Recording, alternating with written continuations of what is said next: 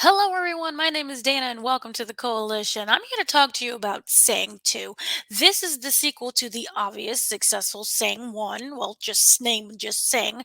It is the from the 2016 film that was written and directed by Garth Jennings and starred Matthew McConaughey, Reese Witherspoon, Scarlett Johansson, Nick Kroll, Taron Egerton, Tori Kelly, that was backwards, Nick Offerman, and basically a slew of other people.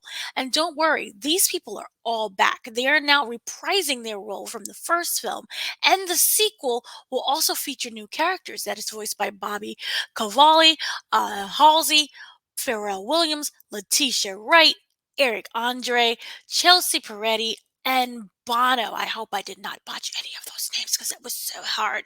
Anyway, uh, I'm not gonna lie. When I got the screener to Sing 2, I was like, okay, cool.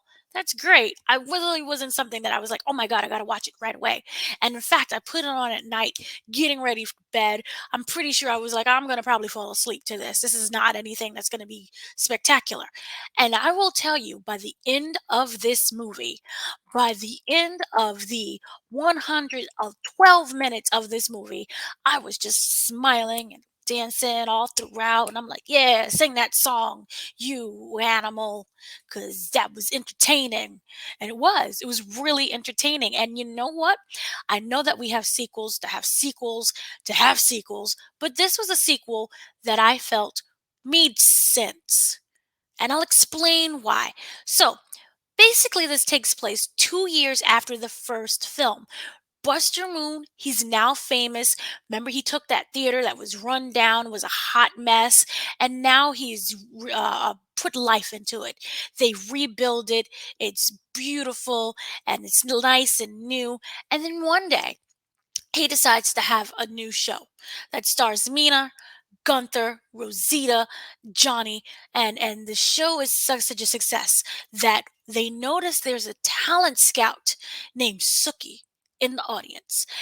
But the thing with Suki is she's out there, she's scouting, she's laughing, she's having a good time. But what takes everyone aback is that she leaves. And she leaves because she says, they're not good enough. They're not good enough to make it where they can be a star. They're not good enough for the big leagues. You're good at what you do right now, but you're basically the big fish in the small pond. And Buster, he is completely dejected by this. But, with the help of Nana, remember Nana, Noodleman, Nana Noodleman, she comes in and she's like, you know what? Don't let one person stop you from your dreams. Don't listen to this one person and their one opinion. Go out there and see what the world has to offer you. And so they decide to go to Red Shore City. And Red Shore City is basically a version of Las Vegas. Big lights, lots of different shows, big billboards, everything that you would think of Las Vegas, besides the sin part, this is what you're going to get in Sing 2. And this, like I said, this is where stars are made. This is kind of like if Las Vegas and Hollywood had a child, it would be Red Shore City. And they was like, you know what? I'm gonna follow you, Nana. He's always following Nana's opinion. Why stop now? So he gathers up the gang. Everyone's been doing what they've been doing, and I'm not going to spoil it what they've been doing, but they've been doing what they've been doing. And he gathers them and is like, "Stop what you're doing.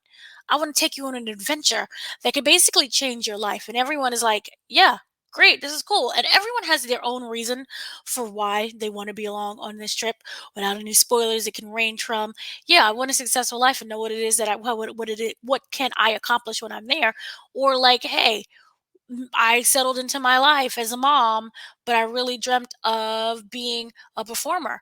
What happens is I take this opportunity, I can better not just myself, but the whole family." And so they all head to Red Shore City and they get there and it's a hot mess. You know how you have your dreams and your plans, and you're like, this is going to go one way, and it goes completely another way. Where they're now even more dejected.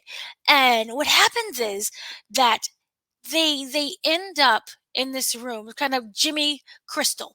Jimmy Crystal is basically the Simon Cowell of Red Shore City. I was going to say Las Vegas, but of Red Shore City. He kind of says if you're good enough, you can go and have your own show. You can go and be a part of my show or whatever it is. He's the make it or break it. He's the Simon Cowell of American Idol, basically. And he gets there and he's like, "You know what? You guys are just not good enough. I don't like this. It's nothing that stands out. There's nothing original about you, about your performance, nothing original at all." And he's just kind of really mean because as we've seen in the trailers, he's like just not liking the little tiny baby birds. And I'm like, "How do you not like baby birds?"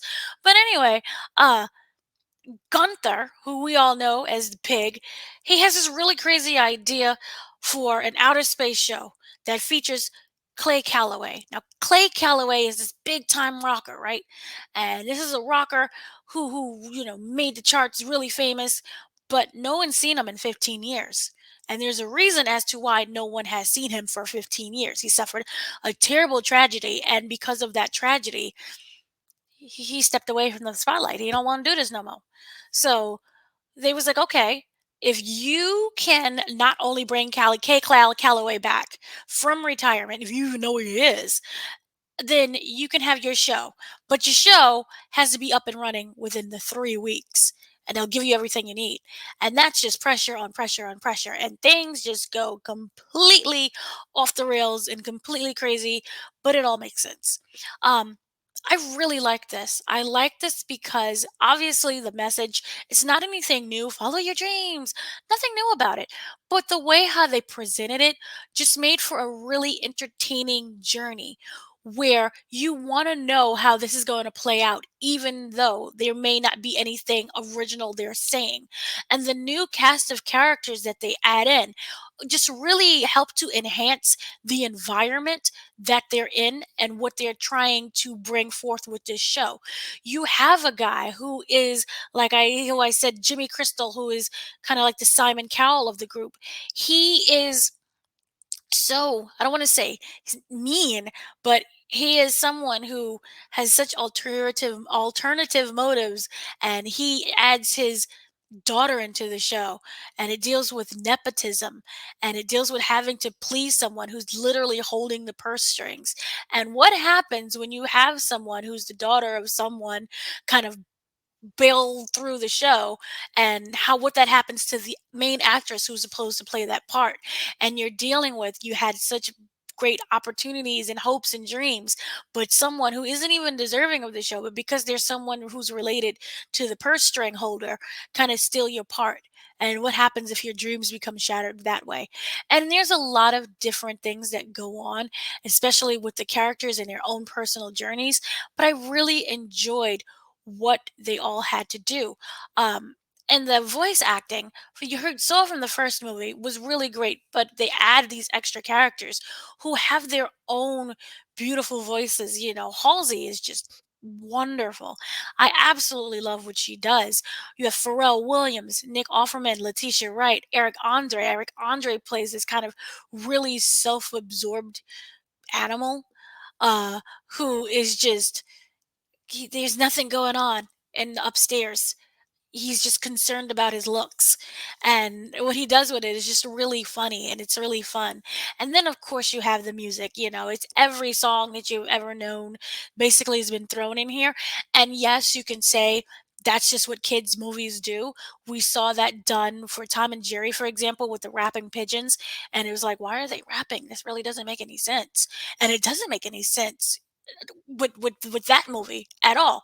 But with this one, you do have songs that help to tell the story and to help bring the characters forward. Sometimes when you have songs, they can tell you everything that you need to know about a person and that environment. And that's when it works. Now you do have songs for the sake of singing, a guy who's like animal, sorry, where he just can't help it. He can't hold it in anymore. He has to bust out in song, and you could say that that's kind of the musicality of the personality of that I keep saying person of that animal. But I felt that overall it works. Now you're going to be inundated with a lot of songs. I feel like there's a song every 4 minutes. But there's story too. So that's a really good thing. You have story, you have dialogue, and you have really great performances. There is one, Say a Little Prayer by Tori Kelly and Pharrell Williams. They do this really beautiful duet where it's a love song, and you see it between the two characters, and it makes sense in that scene and what they've kind of gone through. And then there's another one between Scarlett Johansson and Bono. Remember, the song Still Haven't Found What I'm Looking For. I don't know if that is the actual official title or just a lyric that I seem to memorize, but that song is done really well. And there is a reason as to why he's singing that, without any kind of spoilers. Like I said previously, this is someone who has completely lost the love of his life. And so by singing this song, it's kind of like a beautiful way to pay tribute to his wife, and that you see the picture in there. And also just in general, from looking at that picture, the illustration, the animation is just really beautiful. Look at those details. It's really great, and they're very expressive with their personality. So it does a really great job of fleshing out the animation and making these uh, animals feel like a full fleshed out character who has this whole backstory. So I really like what they did there. And the original cast, like I said, is back, and they add their own personalities all to the show and also to the story itself. So it just works out. It's completely over the top when they do the show within the show. But it's just really fun, and there are really, comedic elements. It's like you chuckle. The kids obviously will love it because this is written for the childrens. This is for the babies. So it works on both levels. It's not something where adults are going to be like, "Oh, ha ha! I see that clever move there."